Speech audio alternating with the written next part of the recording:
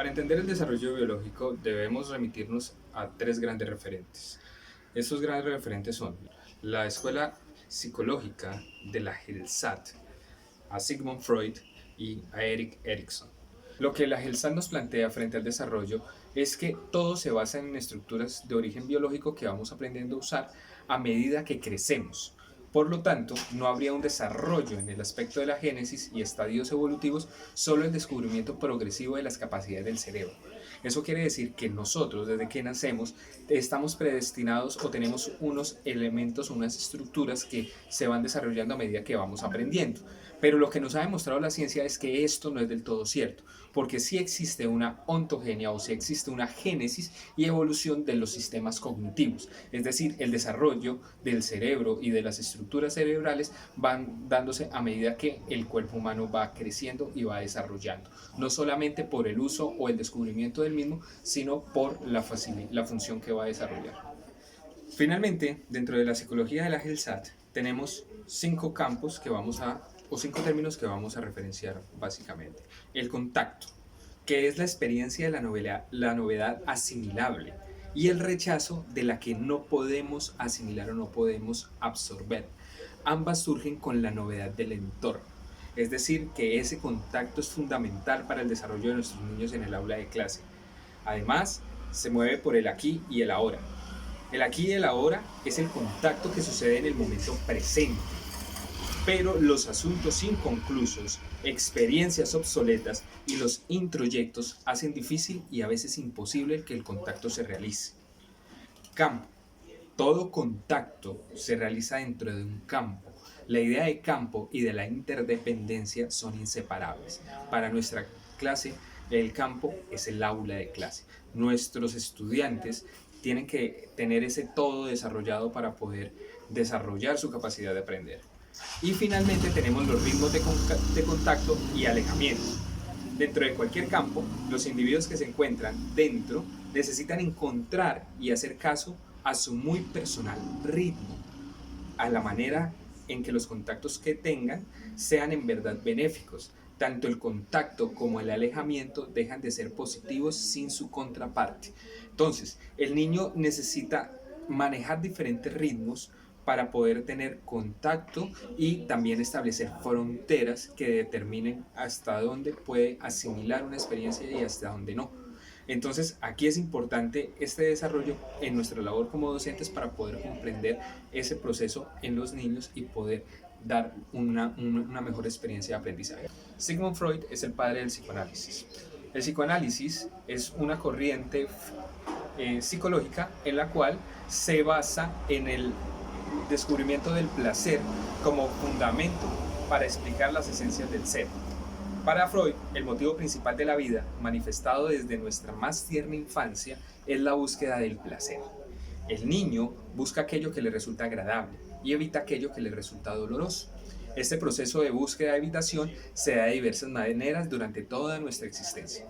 En la base de este proceso se encuentra la libido, la verdadera energía sexual que nos hace movernos en dirección de lo placentero. Nótese que la noción de sexo trasciende mucho más que la mera relación coital y la diferenciación hembra o macho. Más bien, esos son resultados de la dirección que toma nuestra libido. Para Sigmund Freud desarrollar su teoría psicosexual, él planteó dos componentes, el componente de la personalidad y las etapas del desarrollo. En los componentes de la personalidad está el ello, el ego, o también conocido como el yo, y el superego, o el superyo. Finalmente, para las etapas del desarrollo, que es lo que nos atañe en nuestra clase, vamos a ver las 5 etapas en las cuales él enmarca el desarrollo de toda persona. La primera etapa es la etapa oral, luego viene la etapa anal, luego viene la etapa fálica, la etapa de latencia y finalmente la etapa genital. Para entender a Freud y los diferentes desarrollos, estadios del desarrollo psicosexual, tenemos un voluntario. Nuestro voluntario se llama Esteban Rodríguez Beltrán. Freud plantea que el primer estadio, que es el de la etapa oral, inicia desde desde el momento en que se nace hasta los 18 meses aproximadamente. En esta etapa, el niño siente el placer al ser amamantado, convirtiéndose la boca en el centro de placer o zona erógena. Aquí Esteban nos va a mostrar una foto de cuando él era un bebé. Y cuando él estaba en esta época. Muéstrame una foto, Esteban. Aquí tenemos a Esteban. Él en ese momento sentía que la boca era una zona erógena y esa parte del cuerpo le proporcionaba satisfacción, agrado y acercamiento hacia su madre.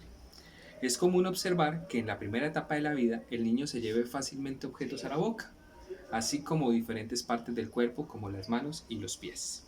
Al terminar la etapa oral, el niño inicia la etapa anal, la cual va desde los 18 meses hasta aproximadamente los 4 años. Aquí inicia el control del esfínter, músculo que le permite retener y expulsar las heces fecales.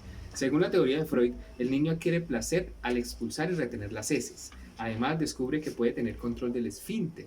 Es aquí en donde el niño aprende a ir al baño, permitiendo esto un inicio a la independencia. Según la teoría de Freud, la persona que no supera esta etapa fácilmente puede ser muy rígido, le gusta la limpieza o la suciedad exagerada, además es hostil y desafiante. En esta etapa es donde los niños inician su vida hacia el jardín. Entonces, Esteban, muéstranos una foto.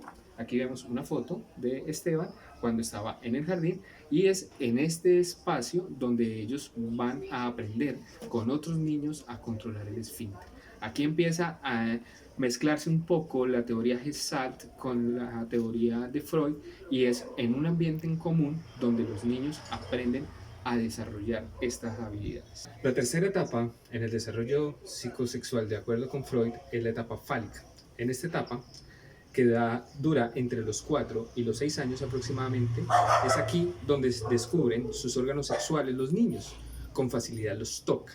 En esta etapa, los juegos son eróticos. A las niñas les interesa imitar a la madre, le produce curiosidad conocer el sexo opuesto, mostrando interés en los genitales.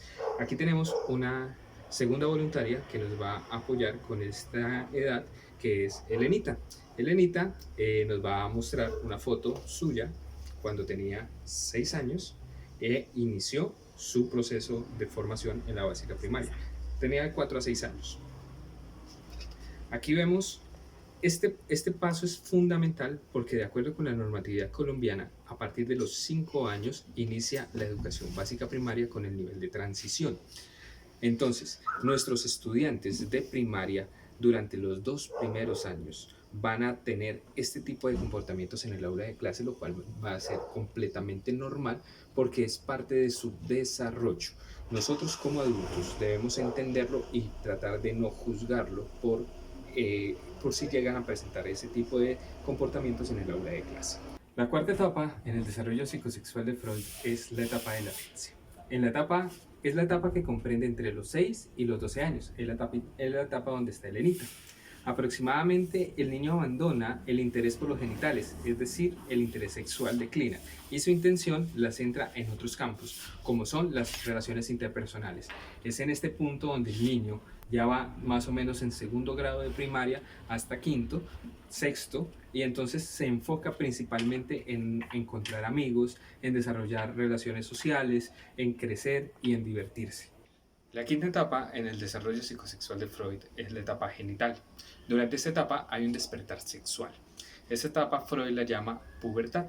La pubertad se presenta como un salto de la niñez a otra etapa de cambios de crecimiento del cuerpo.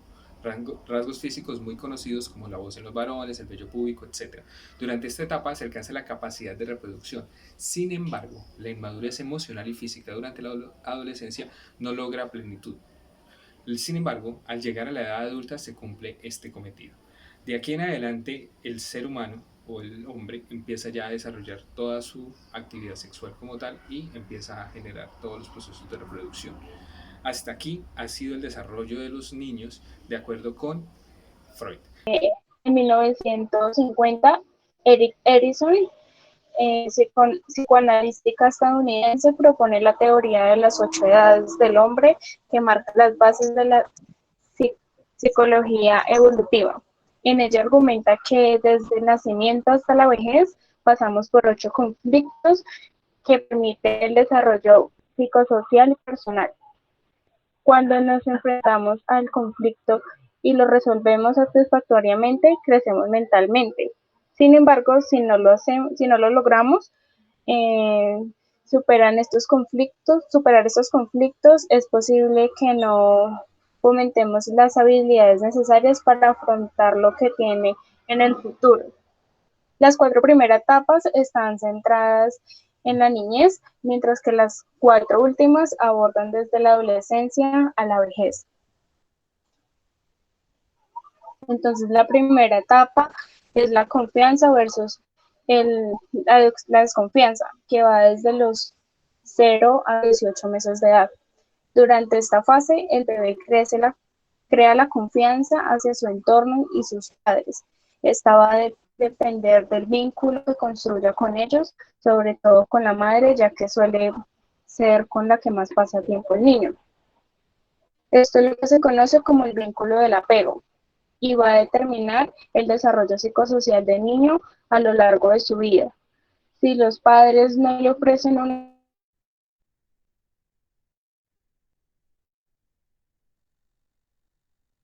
crecerá entre sentimientos de frustración y sospecha hacia que sin esperar nada de los demás ni del mundo. La segunda etapa es la autonomía versus la vergüenza y duda, que estaba desde los 18 meses a los 3 años. En este periodo el niño comienza a ser más independiente, a aprender a caminar y a hablar. Empieza a controlar los esfínteres, saber expresar lo que le gusta y lo que no le gusta. Este mayor poder sobre su cuerpo y sobre lo que lo rodea hace que empiece a obtener un sentido de autonomía. Durante esta etapa es importante brindar ocasiones en las que poder tomar decisiones, por ejemplo, que elija su ropa del día entre 2 opciones y establecer los primeros límites y normas en el hogar o proponerle pequeños retos adaptados a su edad.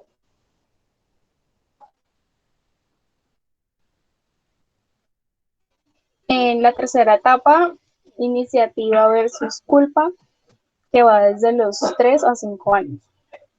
Esta etapa en la que crece el interés por todo lo que le rodea y por la relación con sus iguales. El juego adquiere una gran importancia y a través de él explora sus habilidades y capacidades.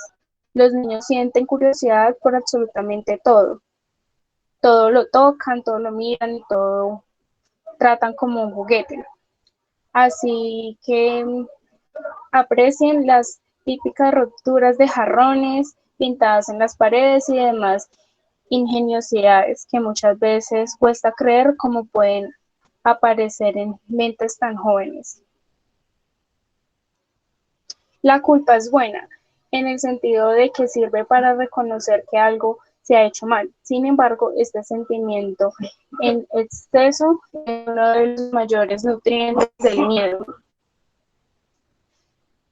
La cuarta etapa, laboriosidad versus inferioridad, de 5 a 12 años.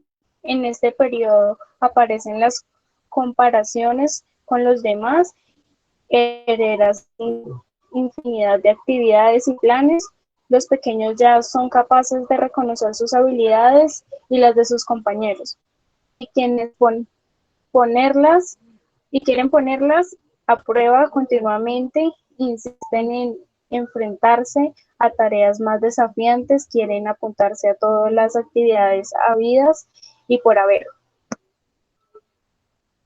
Es importante ofrecerles una estimulación positiva por parte de los padres y también profesores y amigos, reconocer los logros y ayudarles a calibrar desde el realismo hasta donde pueden llegar en sus desafíos para que no se afiancen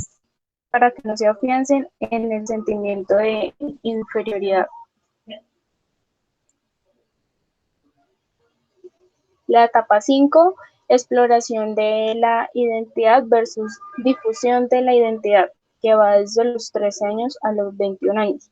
Durante esta fase, el adolescente se pregunta continuamente una sola cosa: ¿quién soy yo? Es el momento en que comienza a moldear su propia personalidad, elige a quién quiere parecerse y el rol que quiere desempeñar en la sociedad. Para ello, la vida tiene un papel muy importante. La etapa 6, intimidad versus aislamiento, que va desde los 20 años a los 40. El entorno y la vida social empieza a dejar de ser tan importantes. Durante esta etapa se empiezan a trazar ciertas líneas invisibles sobre aspectos de la persona, ya que está dispuesta a satisfacer por agradar al resto.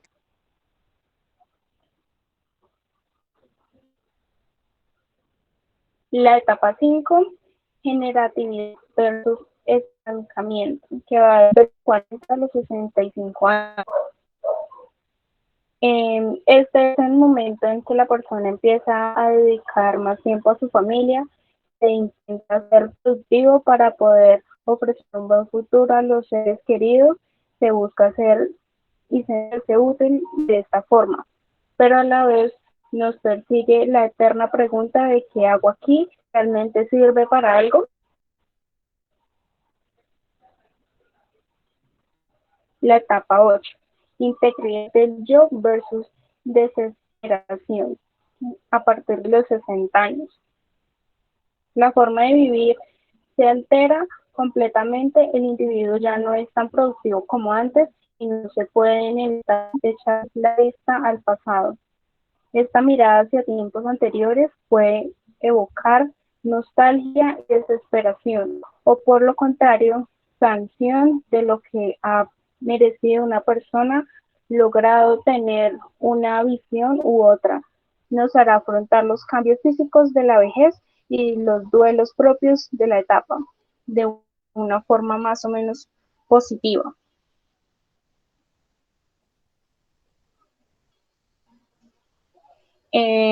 Ahora les voy a hablar sobre la importancia del juego en el desarrollo integral de los niños. El juego no es tan solo un simple recurso didáctico, hoy en día se ha convertido en uno de los objetivos educativos por sí mismo. El juego no tiene que estar instrumentalizado necesariamente, basta con que el niño juegue libremente para que aprenda. Es importante tener en cuenta que los adultos y los pequeños aprendemos como consecuencia del juego, no jugamos para aprender. El juego es una actividad que caracteriza casi cualquier actividad de la infancia, relacionada directamente con el crecimiento y la maduración del niño por los siguientes motivos. Se siente bien y se expresa con libertad, se relaciona socialmente con otros y en grupo, adquiere responsabilidades y capacidades de juicio, se integra en el mundo adulto, conoce características de su propia cultura, transforma y explora el mundo que lo rodea, desarrolla la imaginación y la creatividad.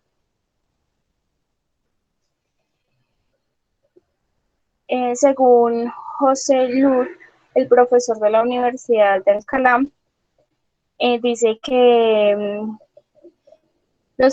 son 6 aspectos fundamentales de la personalidad del niño, que una es la físico-motor, que aumenta la fuerza y el desarrollo muscular, además de ayudar a la sincronización del movimiento, mejorando la presión y gestual y el lenguaje. La segunda, que es la intelectual, facial, la comprensión de situaciones, la anticipación de acontecimientos, la resolución de problemas y la elaboración de estrategias. Creativo, estimulando la imaginación, el pensamiento simbólico y el desarrollo de habilidades manuales. Y la cuarta, emocional, potenciando la asimilación y maduración de las situaciones vividas, ayudando a superar aquellas de carácter traumático. La quinta, social, aprendiendo las reglas de convivencia y participando en situaciones imaginarias creadas y mantenidas colectivamente. La sexta, la cultura, imitando modelos de referencia del contexto social en que se desenvuelven la vida cotidiana, que dependerá el factor como zona geográfica, las condiciones climáticas o la época histórica.